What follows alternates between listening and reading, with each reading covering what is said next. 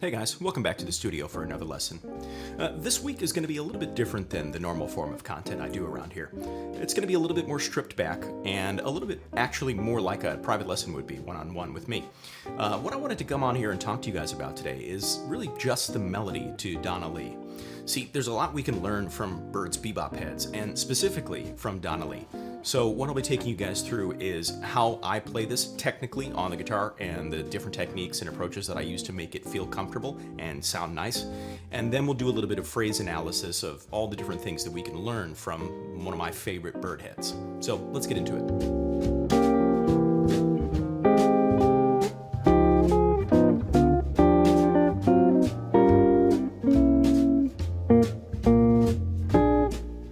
Tune is actually just a contrafact on the tune Back Home Again in Indiana. Now, in case you don't know, contrafact is just a new melody written over an existing set of changes. Bird did this a lot, and especially with rhythm changes, Cherokee, and Back Home Again in Indiana. This tune in particular, well, this melody to Donna Lee in particular, that is, gives us a lot of really incredible bebop language and really great Bird phrases for us to pick apart and analyze and fold into our own playing. But before we can do that, though, we really need to be able to actually, play the thing. So let's check out how I approach playing the melody to Donna Lee. So if you've seen my video on essential bebop techniques, you most likely encountered a lot of this stuff before. But just so we're on the same page, I'm going to guide you through step by step exactly how I approach this kind of a melody. So here's the first part of the melody to Donna Lee. We're going to start out with this triplet turn, and then we're doing the 1/2 step rule down into the flat 7th of the F7. And then we continue running down the A flat major scale until we get to the A natural here, which is the 3rd of the F7. And so I'll say, pull off into the E flat, pull off into the B flat, and then articulate the A this way. And then we pivot a chord, but we put a note in between so that we get this G flat here in the next bar where we do another turn. And this lick in particular, we'll talk about in a little bit later. So the first phrase to the tune is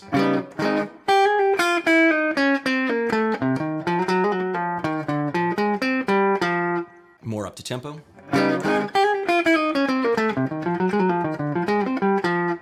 Moving into the next few phrases, we start with a 2-note enclosure around the root of an E flat 7, and then do a chromatic approach and go up a chord, resolving down into the flat 7th. Here's how I articulate that.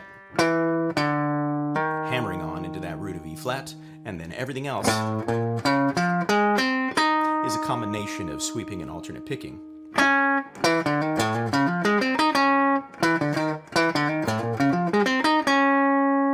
And then when we move into this next bit of the phrase, we've got D flat, E natural slurring into F natural,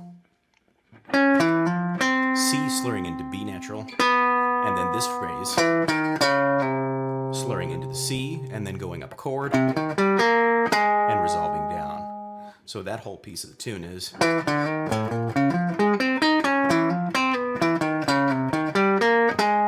and then moving into the transition into the 4 chord, I move over back into 6th position, and all of this is articulated, sweeping up that chord. So we're starting out on the root of an E flat minor, or the 5th of A flat 7, going up the scale, the flat 7, and then going up a chord, and then we play a bit of the tritone here.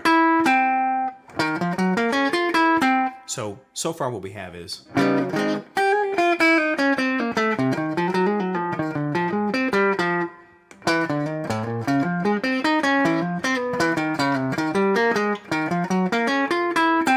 So as we get into the 4 chord, I'm still in 6th position, starting the E flat on the G string. And then for the G flat 7, we're just coming right down G flat 7 scale, resolving into the 3rd of the A flat. But here, this part can be a little tricky, because anytime we've got these repeated notes, it can make things technically a little strange. So just make sure you spend an extra bit of time practicing that part. As we resolve into the 3rd of the F7, we're going to go up and play this sort of diminished lick again.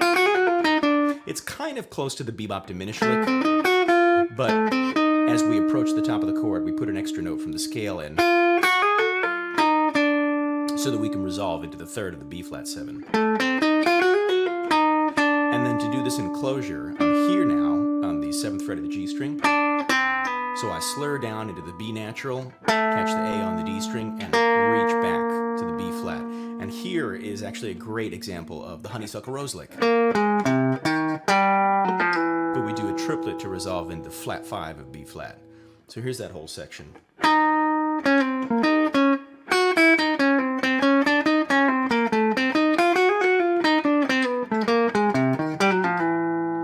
And then we get another honeysuckle rose lick. This one resolving us into the third of the E flat 7.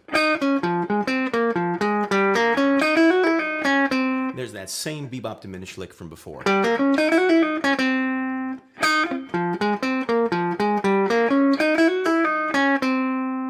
So that takes us back right to the top. So here's that section one more time.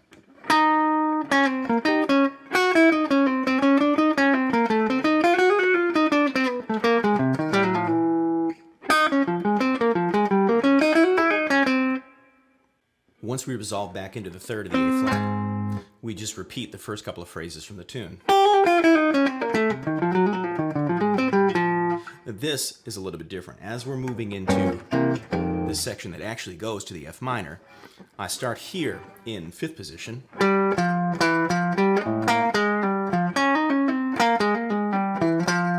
So I'm really centered around. For me, it's really like E flat 7 scale into the third of C, so that's my position thinking. And then using the slurs to make those transitions easier and to give it a sense of swing that I like. Turn, turn, down into the root.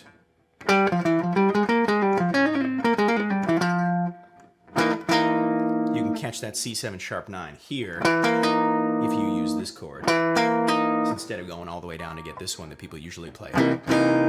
So from the top of this section,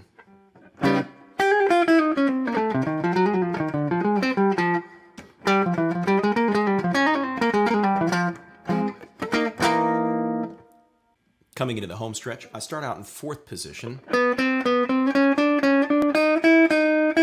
all this chromatic stuff. All these chromatic neighbor tones. But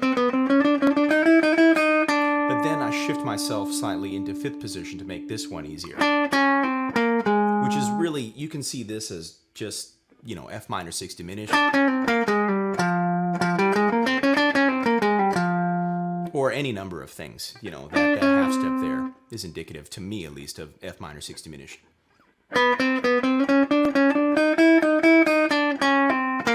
And I can get that slur easier if I do this little shift. And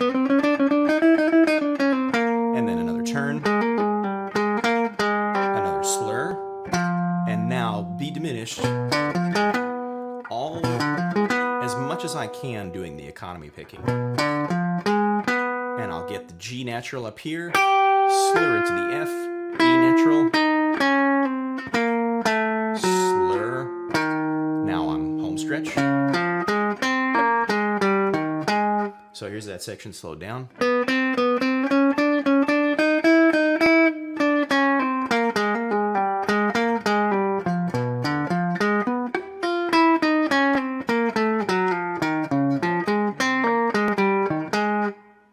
And here's that section more up to tempo.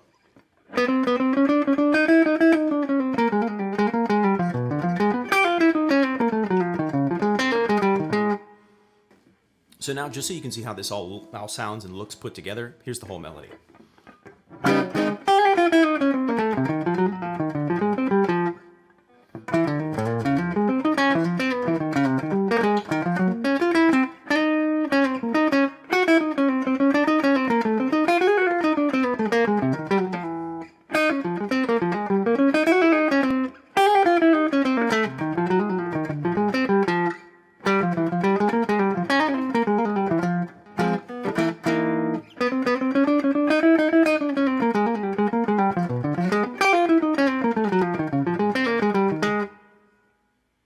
By no stretch of the imagination is this an easy melody to play, but I think if you use this approach in terms of fingering and economy picking and slurs, it'll make it a lot more executable for you, especially at higher tempos. So now let's do a little bit of phrase analysis, where we'll take some of these ideas and see how we can actually use them in terms of improvisations, because there's a lot of gold to be found here. Now, the first bit of language I actually want to take a look at is this one, where we start on the 7th of the F7, but we're really thinking coming down A flat major scale to the 3rd of F, and then we pivot. So we say A flat major coming down to the 3rd of F, pivot a chord, but we put an extra note in. And now, this is interesting. I've got sharp 5, flat 6, flat 7, turn that goes into the 3rd of B flat 7. So what is this? The thing I'm really concerned about or interested in here is this bit. And really, we can see this as a sort of riff on the bebop diminished lick. Well, what's the bebop diminished lick? You might have heard something that goes a little bit like this. Now, this is using the same idea, thinking about A flat major coming down to the 3rd of F, but we can also see it done with F7 coming down from the 7th, and once we get to the 3rd, we go up to a diminish, and that's going to usually take us to the 5th of the tonic chord, and that could be 5th of the major or the 5th of the dominant. So that can say, or a bird doesn't say that exactly. Instead, he's still thinking about A flat major coming down to the 3rd of F. But then we pivot the chord, but instead of going straight to the diminished note, the G flat, we put the note in from the scale, the F. And I think this is really interesting. This, to me, is coming from the minor 4 of B flat 7. So what does that mean? Minor 4 of B flat 7. It's almost like we're thinking about this momentary resolution, which is the backdoor dominant of B flat. So we're saying these notes, G flat, A flat, they're not B flat 7 notes. This is E flat minor, or E flat minor 6, resolving into B flat 7. So that's pretty interesting. He's thinking about A flat major,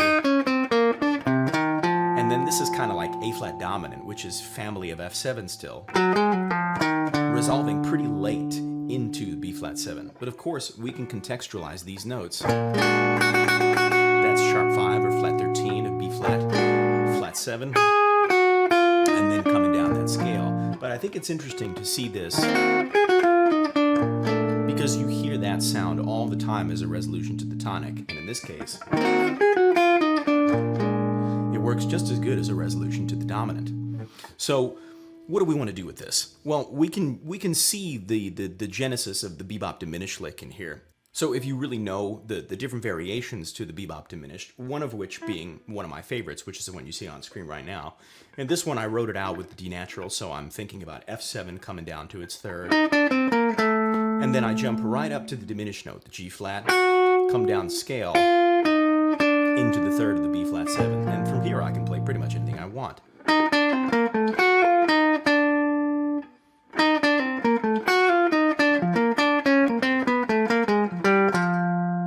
Moving on to the next phrase I want to take a look at is just the next one, over B flat minor to E flat 7. And it's really apparent that we can play dominant over the whole of the 2/5, just like we do when we do scale outlines. Because as we do this 2-note enclosure, we land on the root of the E flat 7. And then we play this big old chord, all thirds, just to get us to the flat 7th of E flat. And then there's a couple more fantastic examples of this bebop diminished lick stuff. So in this passage, we've got the whole diminished lick over the F7. Including the fact that we're seeing this as some sort of, we can think of this as E half diminished or F sharp minor 6, which is the tritone minor of F7. And that's where that's coming from over F7. So what does that mean? If we start A flat major, come down the scale to the third of the F, go up the chord, put a note from the scale, and this G flat, or F sharp, is coming from E half diminished, or in Barry language, this would be F sharp minor 6. F sharp minor 6 with the 6 in the bass, we know is the tritones minor. If you don't remember what tritones minor is, remember, if we've got a dominant chord, and then we go to its tritone, so F7 tritone is B, and then we play a minor 6 off the 5, that's F sharp minor 6. And then we play F sharp minor 6 diminished. There it is. So that's really, really nice. I like that sound a lot. So it could be minor 4 of B flat, but it could also be tritones minor. Either way, it gets us to the third of the B flat in a really nice way. And we can use this phrase anytime we have a 2-5, going to major tonic, going to dominant, thinking about dominant tonic, we could use it on the blues, or we could do it where this phrase, where the F7 actually takes us to G major. We could say,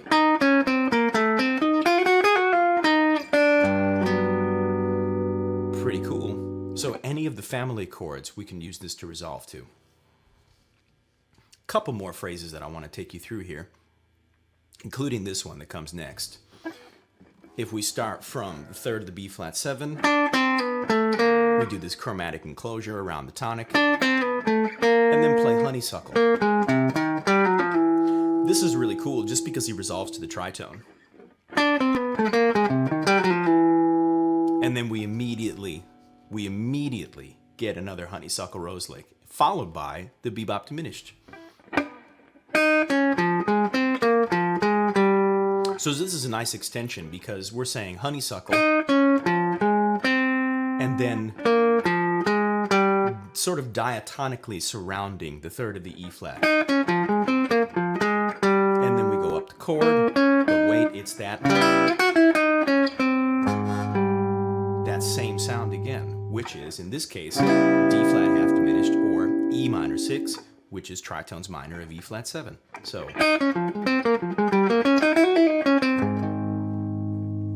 one of my favorite phrases. And then a couple more. We've got over the diminished. This one's really nice. This is a funny one because this, in the changes, we start from F minor and then we say B diminished goes to C minor. So the B diminished is not, I don't want to think about this as leading tone diminished. This is flat 3 diminished, but it's kind of a funny application of it because some charts you'll see that this B diminished goes straight to A flat major. But I think it makes more sense for it to go. So the F minor section takes us from F minor, flat 3 diminished, which goes up to 3, and then 6, 2, 5, back to the tonic, back to home. So we can see this B diminished as reflective of a few different things. It's the diminished that's found on the third of a G7.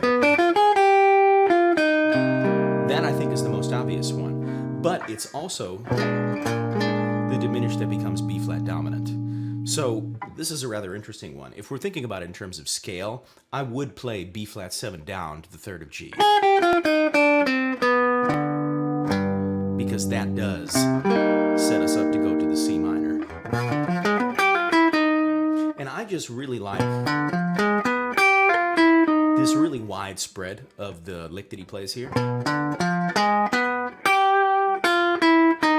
I find this super, super dramatic. And what I think he's thinking of is the G7 bit here is this. The fact that we play the E natural here, this to me says that's G7 scale all day. So, and then the last one is just the very last phrase of the melody. So this phrase is cool because even though we're essentially playing 2-5, there's a few things that are going on here.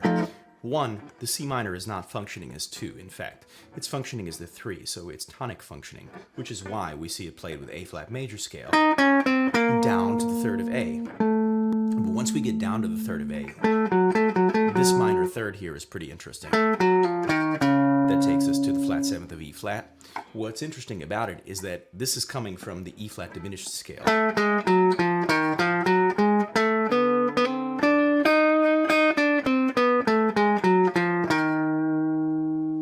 So we've got A flat major running into E flat diminished, and then into the flat 7th of E flat. Just straight up a chord, resolve, come down the scale, and resolve into the tonic.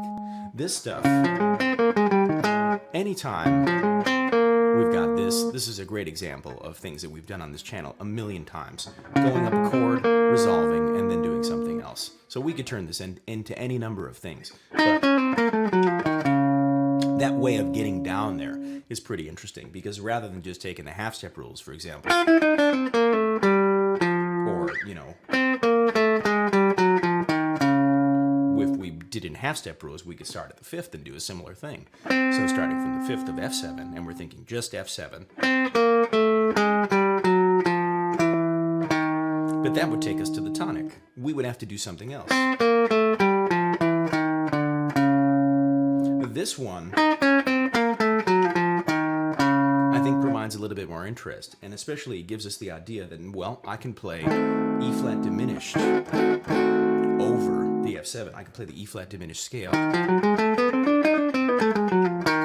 over the F7, which takes me directly to E flat dominant, back to A flat. So I hope you guys enjoyed this more stripped back approach to a lesson this week.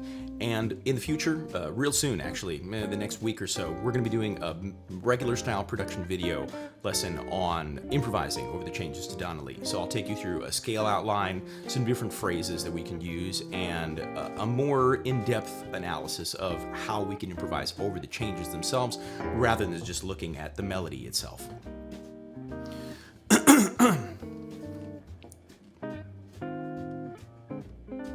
I hope you guys found this lesson helpful. Let me know in the comments what you guys thought about it, and if you guys like this approach to a more stripped back style of lesson video, I'd be more than happy to do this in the future. Coming real soon, we're going to be doing a big lesson video on improvising over the changes to Donna Lee, something that'll be pretty in-depth. We're going to go through a scale outline, some rhythmic exercises, phrasing options, all sorts of stuff that you've seen over here before. It's going to be really fun, but I thought giving you this first might be a good, prep for that lesson that's upcoming. So, like I said, hope you guys enjoyed this style, and I'll see you again real soon.